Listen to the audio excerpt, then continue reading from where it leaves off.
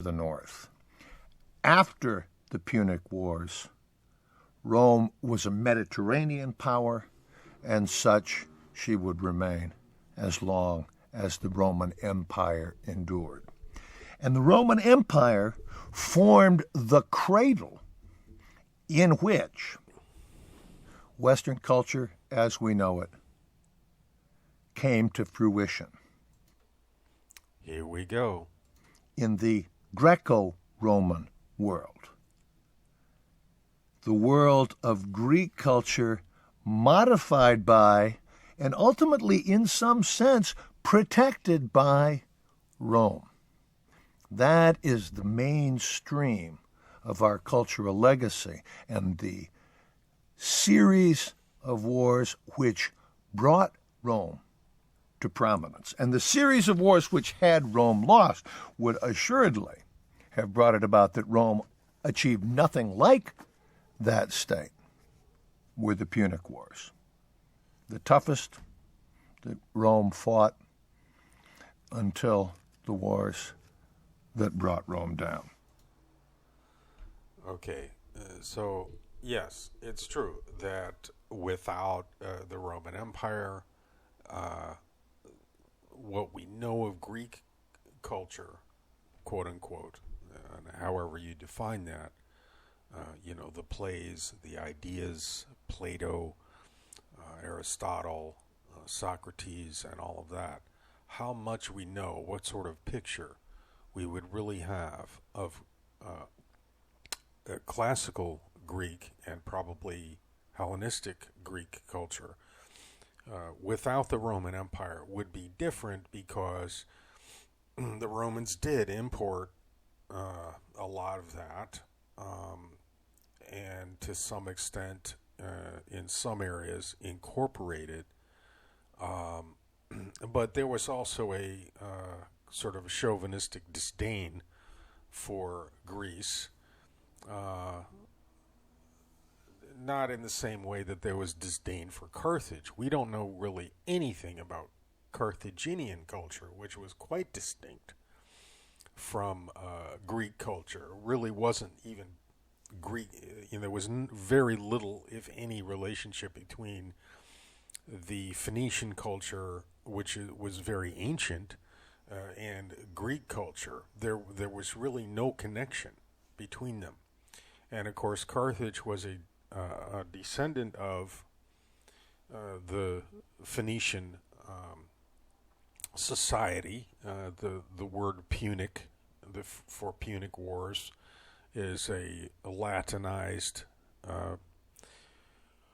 word for Phoenician, and the little clues that we do have about the culture of Carthage are just that. They're little clues, because Rome made a deliberate effort to wipe it out. So, we really don't have really much of anything about what Carthaginian culture was like. There was, for example, an encyclopedia that was written by a Carthaginian, which one of the Roman conquerors, like a Roman senator or official, actually made a point to obtain when Carthage was conquered, because it was famous in the ancient world as just an astounding source of information. Well, we don't have that here in 2021. Because it was a Carthaginian source, nobody in Rome really made much of an effort to preserve it, except for that one official. And of course, in the years going forward, after the final fall of Carthage in roughly 151 AD or BC, because it wasn't Greek, nobody really cared. Even though it was chock full of information. Historians, I can tell you today, would die to have a copy of this really famous Carthaginian encyclopedia. So, Rome's view towards Carthaginian culture was destructive and genocidal, and now today we really don't know that much about it. Rome's view towards Greek culture was disdainful and also respectful, and so that description is correct. That what we know today of the origins of Western culture are really an amalgamation of Greek and Roman culture that was made possible by the Roman Empire. This, of course, puts aside the question of whether that's a good thing. Maybe there were good things in the Carthaginian culture, but we don't know. And so what we're seeing here, just in this sort of little excursion into discussions like this about history and culture and what survives and what doesn't, is that Western culture is the result of crushing other cultures. And so that would sort of define, Western culture. And so that's how we get into the 20th century with all of these ideas about Western culture. And I would say in the 19th and 20th century is when Western culture sort of became self-aware and started comparing itself in the modern world to other cultures and decided, well, guess what? Our culture is superior, and so therefore we're going to crush everything else, just like the Romans crushed the Carthaginians. So let's continue listening to this lecture for a few minutes. Well, it's time to begin. Well, let's begin by taking a look at the combatants in this war. Rome on the one hand, Carthage. Actually, let's not, because that was really the only point that I wanted to make.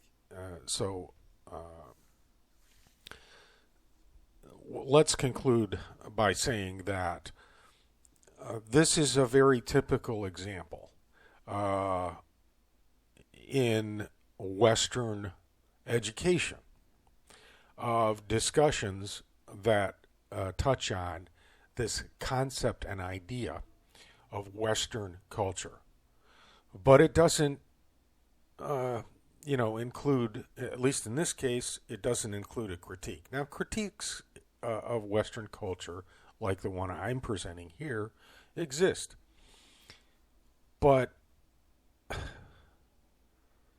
they're certainly not prominent.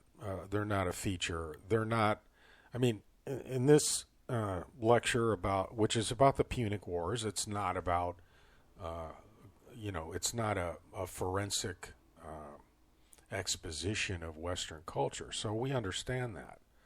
And what the lecturer said there was, by and large, correct. But I think that any time you mention something like this in this way, this was the cradle of Western, culture, you ought to have at least, if you're going to, in the law, if you bring a witness on the stand, then you are, by doing that, you are then conceding the right to cross-examine.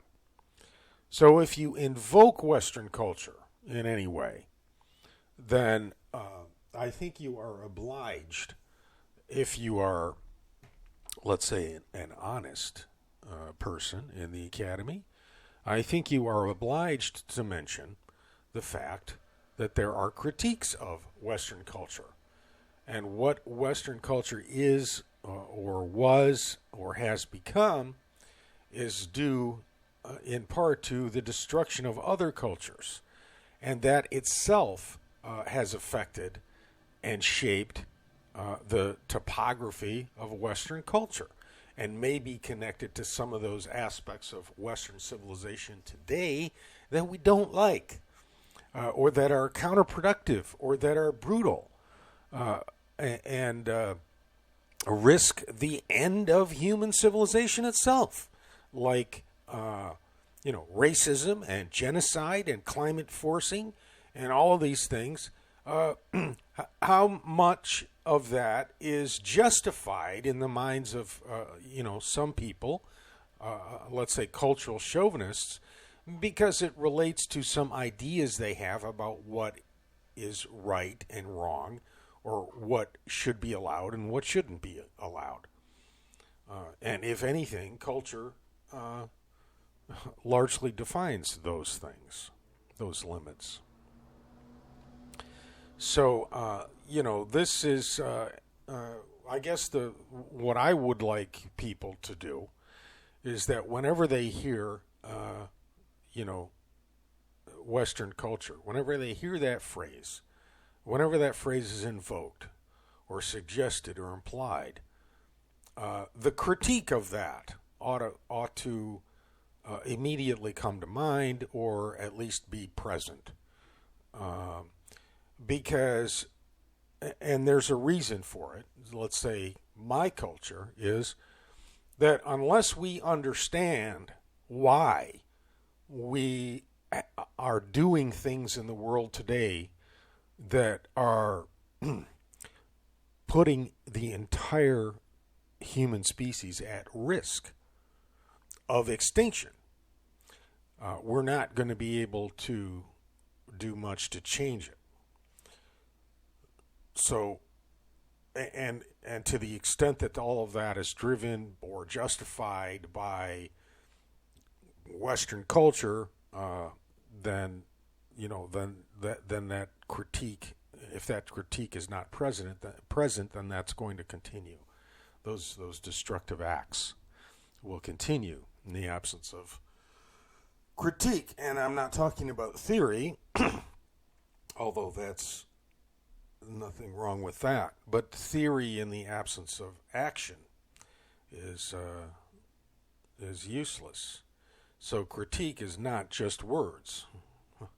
Critique is also material resistance, which includes kinetic resistance.